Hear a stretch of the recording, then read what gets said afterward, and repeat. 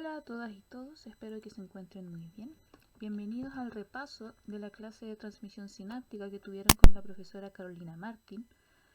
En esta parte, en este repaso, vamos a ver algunos conceptos como la sinapsis química, ¿cierto? Cómo ocurre una sinapsis química. Y también vamos a repasar los tipos de neurotransmisores, también los receptores y las sinapsis excitatorias o inhibitorias. Entonces, esto va a ser la primera parte del repaso de esta semana. Vamos a recordar brevemente que, dependiendo del método de comunicación de la información, existen dos tipos de sinapsis. Una sinapsis eléctrica, que se basa en el flujo de iones de una célula a otra mediante las uniones comunicantes o gap junctions que se generan entre las células y que están formadas por estas estructuras que se llaman conexones, que a su vez están formados por proteínas que se llaman conexinas.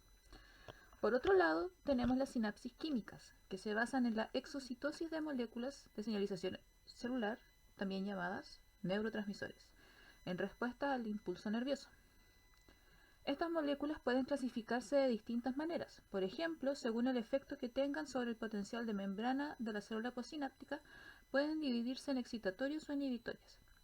La sinapsis química es la más estudiada y también la más predominante en el sistema nervioso central, así que nos vamos a centrar en ella de ahora en adelante.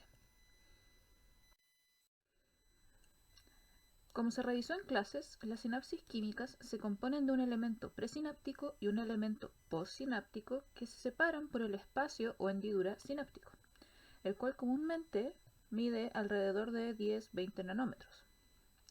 El componente presináptico va a corresponder al terminal axónico, también llamado botón axónico, el cual usualmente contiene mitocondrias que van a proporcionar la energía necesaria para la función sináptica. Y también, lo más destacable, es que van a tener una gran cantidad de vesículas que contienen los neurotransmisores, los cuales van a ser liberados hacia el espacio sináptico. Por otro lado, el componente postsináptico corresponde a la membrana celular de la célula postsináptica, que va a contener los receptores de membrana que van a responder de forma específica a los distintos neurotransmisores. Cuando estudiamos la sinapsis mediante microscopía electrónica, como podemos ver en esta imagen, la membrana postsináptica se observa más gruesa y más densa, y esto se ve así por la acumulación de las proteínas y receptores de neurotransmisores, y también porque ahí va a haber muchos elementos del citoesqueleto que van a estar soportando estas proteínas y receptores. Por lo tanto, a esta zona, que se ve más densa, claramente se le va a llamar densidad postsináptica. También podemos ver un terminal presináptico que aquí está lleno de vesículas de neurotransmisores. Las sinapsis químicas tienen varias propiedades y características. Nosotros nos vamos a centrar en dos en esta explicación. La primera es que la transmisión de la información de una sinapsis química ocurre principalmente en una sola dirección, es decir, que son unidireccionales. Esto ocurre porque en este nivel solo la célula presináptica libera el neurotransmisor y la postsináptica va a expresar los receptores para ese neurotransmisor en específico, que va a provocar una respuesta frente a la unión de este neurotransmisor. La otra propiedad se relaciona con el hecho de que la fuerza o intensidad del efecto sobre la membrana postsináptica va a depender en gran parte de la cantidad de neurotransmisor que se haya liberado, y esto a su vez va a depender de la cantidad de vesículas que se fusionen con la membrana presináptica en respuesta a la entrada de calcio, que son eventos que vamos a ver en la diapositiva siguiente. Dejando claro lo anterior, ahora vamos a repasar los pasos de la sinapsis química. Tenemos que considerar como un paso previo que ocurre a la transmisión sináptica es la formación de las vesículas sinápticas, que se llenan de neurotransmisores y que se movilizan dentro de la célula presináptica y se ubican en lugares estratégicos en el terminal presináptico. La transmisión sináptica va a iniciar cuando un potencial de acción llega al terminal axónico de la neurona presináptica, lo cual va a generar un cambio en el potencial de membrana que va a llevar a la activación de los canales de calcio activados por voltaje que se encuentran en la membrana del terminal. La gradiente de concentración del calcio va a indicar que este ion se encuentra a muy altas concentraciones en el medio extracelular respecto del intracelular, Por lo tanto, cuando se abren los canales de calcio voltaje dependiente, va a provocarse una entrada rápida de calcio al interior del terminal presináptico. De este modo, se va a aumentar la concentración de este ion en el citoplasma del terminal presináptico. El incremento en la concentración de calcio va a activar los procesos que permiten el movimiento y fusión de las vesículas sinápticas con la membrana celular del terminal. Y la fusión de las vesículas con la membrana presináptica va a causar la liberación de los neurotransmisores al espacio o hendidura sináptico.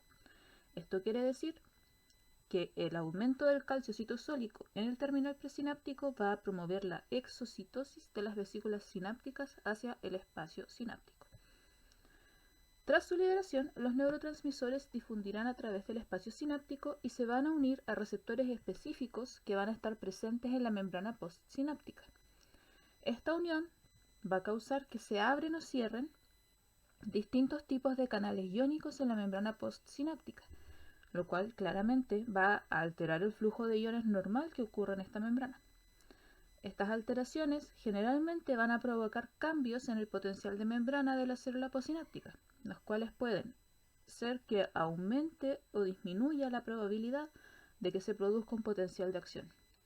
Esto va a depender de varios factores, entre ellos la naturaleza del neurotransmisor que se libere por el terminal presináptico y también de los receptores que se activen en la membrana postsináptica. Las moléculas de neurotransmisor que se encuentren aún en el espacio sináptico van a ser recaptadas por las células gliales, principalmente por astrocitos, o también pueden ser directamente degradadas por enzimas que se encuentran en el espacio sináptico. El objetivo de esto es que no haya una mantención constante del neurotransmisor en el espacio sináptico, ya que esto puede llegar a ser tóxico para las neuronas que participan de la sinapsis. Al degradarse el neurotransmisor, sus componentes pueden ser o reabsorbidos por la neurona presináptica mediante endocitosis o por los astrocitos, para que sean reutilizados en la síntesis de más neurotransmisores. También se produce un proceso de reciclaje de las membranas de las vesículas que ya participaron de la exocitosis, que también van a ser reutilizadas en la formación de nuevas vesículas sinápticas.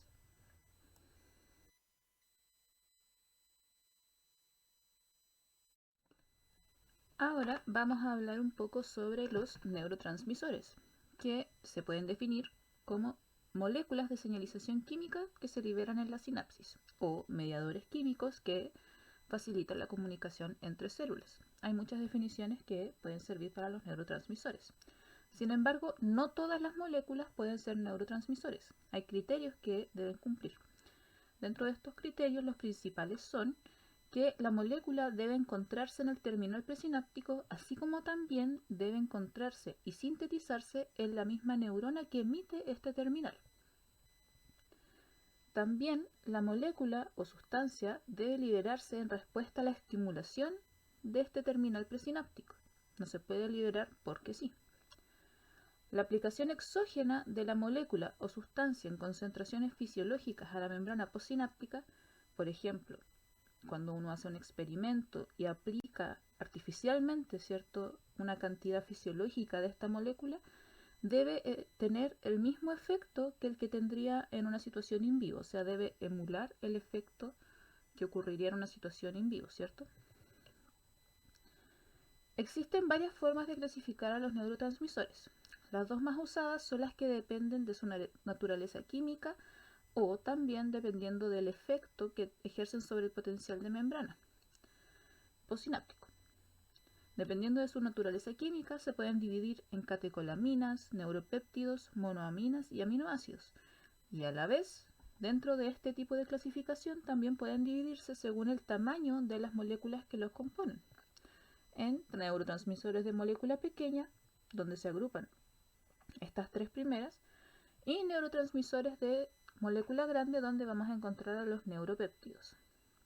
Ahora, dependiendo del efecto que ejercen sobre el potencial de membrana postsináptico, pueden dividirse en neurotransmisores excitatorios o inhibitorios.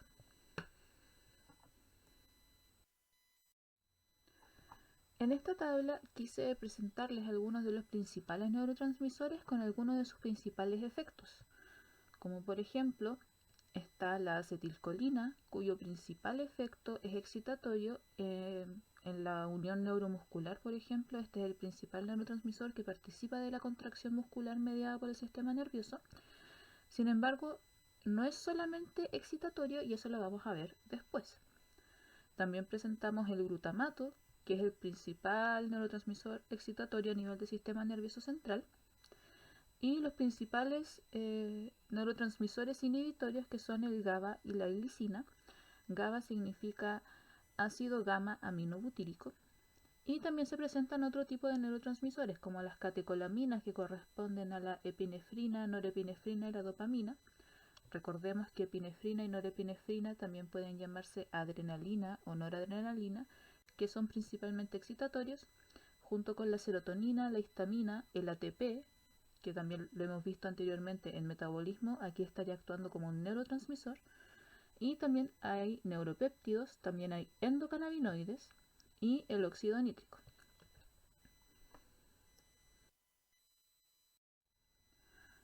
También quise compartir esta tabla ya que ejemplifica una característica importante de los neurotransmisores y de sus receptores, y es que, como podemos observar, cada neurotransmisor puede activar a más de un subtipo de receptores.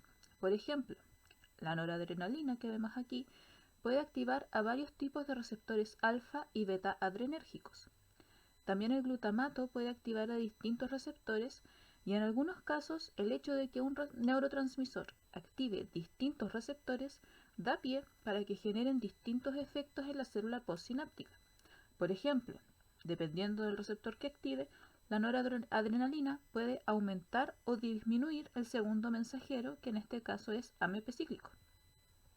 Y esto claramente va a tener distintos efectos en la célula postsináptica. Más adelante, más cerca del final de esta presentación, vamos a ejemplificar esto de forma más didáctica para que se entienda. Ahora que ya hablamos de los neurotransmisores, vamos a hablar de los receptores para estos neurotransmisores, que son los receptores sinápticos. Los receptores sinápticos pueden definirse como moléculas o proteínas target que presentan afinidad por mensajeros químicos específicos. Son complejos proteicos que se encuentran principalmente en la membrana celular. En otras palabras, son proteínas que se encuentran insertas en la membrana de las células target, que poseen sitios de unión a neurotransmisores en su dominio extracelular y que tienen la capacidad de detectar la presencia de neurotransmisores en el espacio sináptico. Existen distintas maneras de clasificar los neurotransmisores y una de ellas se relaciona con la ubicación de estos en la sinapsis, ya que podemos encontrar receptores tanto en el componente presináptico como en el componente postsináptico. En la presinapsis podemos encontrar autorreceptores y heterorreceptores. Los autorreceptores se encuentran en la misma célula que hizo la liberación del neurotransmisor y se encargan de ejercer una regulación por feedback de la liberación de este neurotransmisor. ¿Qué quiero decir con esto? Que tras la liberación del neurotransmisor, este receptor presináptico lo va a sensar y de este modo va a controlar que haya más o menos liberación dependiendo de las necesidades de la célula, ¿cierto? También podemos encontrar a nivel presináptico lo que hay otros receptores que mencioné, que son los heterorreceptores, que van a estar presentes en otras células, pero que van a promover la recaptación del neurotransmisor.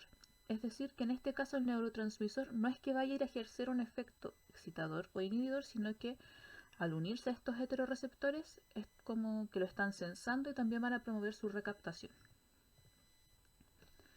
Por otro lado, en la membrana postsináptica podemos encontrar distintos tipos de receptores también que se agrupan o clasifican de distintas formas. Y una de las más usadas es la clasificación dependiendo de su estructura y función. Y en este sentido hay dos grandes grupos de receptores que son similares a los que vimos en la clase pasada cuando revisamos los canales iónicos. Serían los receptores ionotrópicos y metabotrópicos. Los receptores ionotrópicos son los que tienen estructura y función similar a la de un canal iónico. Esto quiere decir que cuando se une el neurotransmisor, este receptor se va a activar y se va a producir la apertura del poro, permitiendo el flujo de iones siguiendo su gradiente de concentración.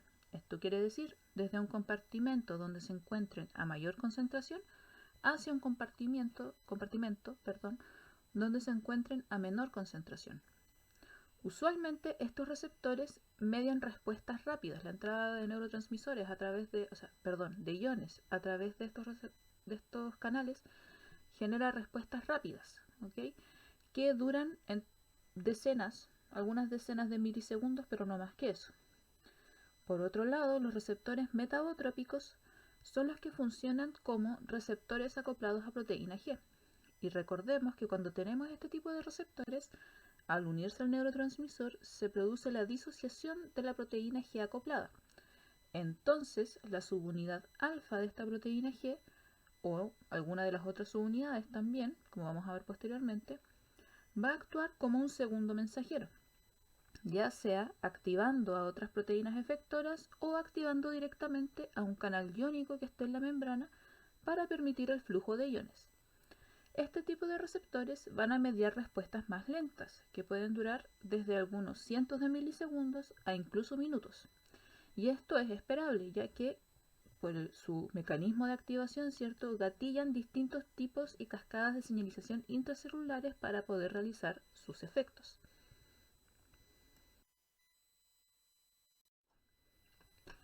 Entonces ahora vamos a hablar de las sinapsis excitatorias e inhibitorias. Y vamos a utilizar estos diagramas de ejemplo, ¿cierto?, donde vamos a tener un terminal presináptico que va a tener unos canales de calcio activados por voltaje, ¿cierto? Va a tener las vesículas que tienen neurotransmisores que están representadas por esas pelotitas rojas. Van a haber también canales de calcio activados por voltaje. Y en el terminal postsináptico vamos a tener canales de potasio, receptores postsinápticos, y vamos a tener también canales de calcio activados por voltaje. Entonces, en una sinapsis excitatoria, los principales receptores que se asocian a este tipo de señalización son los receptores de NMDA y de AMPA, que son activados por glutamato, los receptores P2X, que son receptores activados por purinas, que también se llaman receptores purinérgicos, ¿cierto?, que las purinas son el ATP, el ADP, etc. También los receptores que ya hemos visto anteriormente, nicotínicos de acetilcolina, y los 5-HT, que son los activados por serotonina. Y también faltan, que no estaban en esta ilustración, los receptores de kainato, que también son activados por glutamato. Y el glutamato, como dice la imagen, es el principal neurotransmisor de la vía excitatoria, por lo tanto es el que vamos a utilizar para estos ejemplos. Entonces tenemos la célula en un estado de reposo, o esta sinapsis en un estado de reposo, ¿cierto? Y vamos a tener, y se va a observar de esta forma. Pero cuando llega el potencial de acción, ¿cierto?, que viene desde el axón, va a ir provocando la activación de los canales de sodio, y eso va a permitir el ingreso de sodio a la célula presináptica. Entonces, este ingreso de sodio al terminal presináptico que estábamos mencionando va a llevar a que haya una depolarización de la membrana presináptica, y esa depolarización de la membrana presináptica va a provocar la activación de los canales de calcio activados por voltaje o dependientes de voltaje, que también se encuentran en esta membrana, ¿cierto? La activación de estos canales de calcio activados por voltaje, como ya hemos mencionado anteriormente, ¿cierto?, va a provocar el incremento en la concentración del calcio intracelular en el terminal presináptico, y este incremento del calcio va a llevar a la exocitosis de las vesículas sinápticas y a la liberación del neurotransmisor, que recordemos que en este caso es el glutamato. Entonces, estos neurotransmisores que fueron, ¿cierto?, liberados desde el terminal presináptico van a difundir por el espacio sináptico y van a llegar a sus receptores en la membrana postsináptica. Como estamos hablando de glutamato, ¿cierto?, vamos a estar hablando en este caso de receptores que son NMDA o AMPA o de kainato. Y tras su activación por la unión de glutamato, ¿cierto?, estos receptores van a permitir el ingreso al terminal postsináptico de sodio y también de calcio. Ambos son iones de carga positiva. Entonces, como van a estar incrementando estas cargas positivas de sodio, de calcio, ¿cierto? Lo que va a ocurrir es la despolarización de la membrana del terminal postsináptico. Y si esta despolarización alcanza, por ejemplo, un voltaje de menos 55, que recordemos es el voltaje del umbral, se va a desencadenar un potencial de acción. ¿Por qué? Porque a este voltaje se van a activar los canales de sodio activados por voltaje que se encuentran en la membrana, ¿cierto? Y al activarse estos canales de sodio activados por voltaje, valga la redundancia, esto va a hacer que ingrese sodio muy rápidamente y esto va a permitir que la célula se depolarice y se genere potencial de acción, que es lo que explicamos en la clase pasada.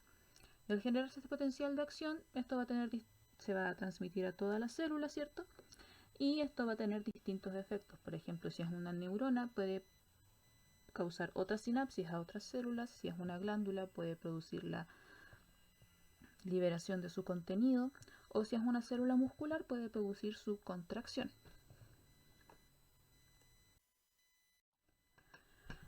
Ahora vamos a ver qué es lo que pasa en las sinapsis inhibitorias.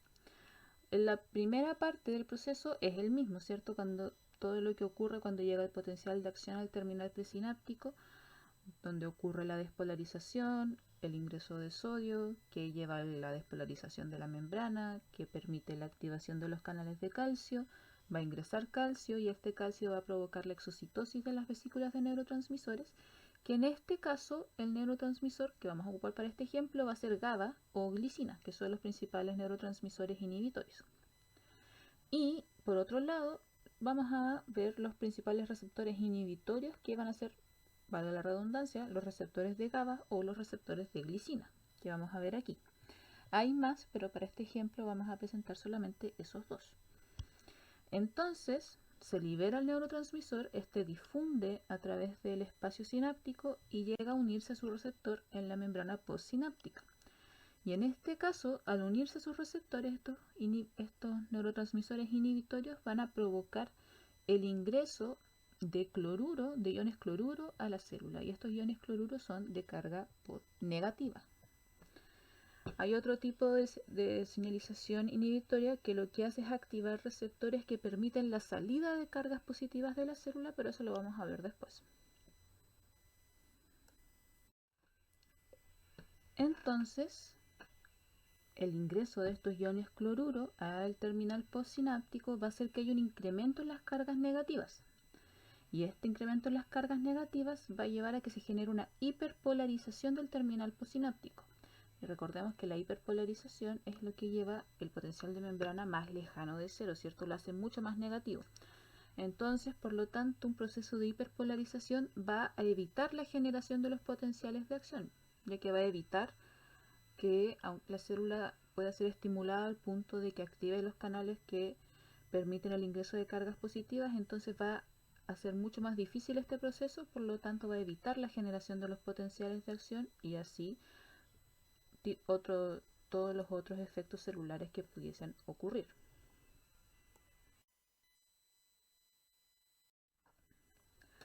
Para finalizar con esta primera parte, quiero presentar esta imagen, que la deben haber visto ya anteriormente. Pero esta imagen es súper buena, porque integra varios conceptos que hemos visto.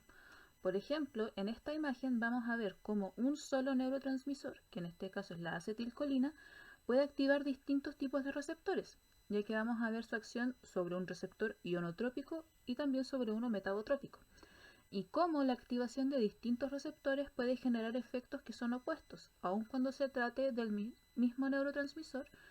Y de paso vamos a ver una sinapsis excitatoria y una sinapsis inhibitoria. Entonces tenemos en el lado derecho un ejemplo que nos va a mostrar el efecto de la señalización de la acetilcolina en el músculo esquelético.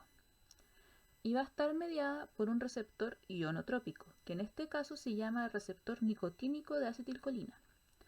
Cuando ocurre la unión del neurotransmisor, el receptor se va a activar, y como es un receptor de tipo canal iónico, ¿cierto? Este se va a abrir permitiendo, en este caso, porque este receptor es permeable a sodio, va a permitir el ingreso de sodio y también la salida de potasio. Esto va a llevar a que se altere el potencial de membrana de la célula, ya que va a haber una acumulación de cargas positivas en el interior, y esto va a llevar a la despolarización de la membrana. Si el estímulo es suficiente, se van a producir los eventos que van a desencadenar potenciales de acción, que son los eventos que expliqué en la clase anterior, y en esta señalización se va a, si es que se produce el potencial de acción, este va a llevar finalmente a la contracción del músculo esquelético. Por otro lado, literalmente en el lado izquierdo, el ejemplo nos muestra la señalización de la acetilcolina en el músculo cardíaco, donde va a unirse a un receptor de tipo metabotrópico, que en este caso se llama receptor muscarínico de acetilcolina. La activación del receptor va a causar la disociación de la proteína G asociada, y en este caso, su subunidad beta y gamma van a ir a activar un canal iónico que es permeable a potasio. Por lo tanto, al activarse este receptor se va a producir la salida de potasio de la célula. Y esto va a producir que, como están saliendo cargas positivas, el interior celular va a volverse más negativo. Entonces va a ocurrir la hiperpolarización, lo cual va a impedir, como ya hemos visto, que se genere un potencial de acción. Es decir, que está ocurriendo un efecto inhibitorio. Y este efecto inhibitorio va a provocar la disminución de la frecuencia cardíaca en este caso, ya que va a haber una menor contracción del músculo cardíaco.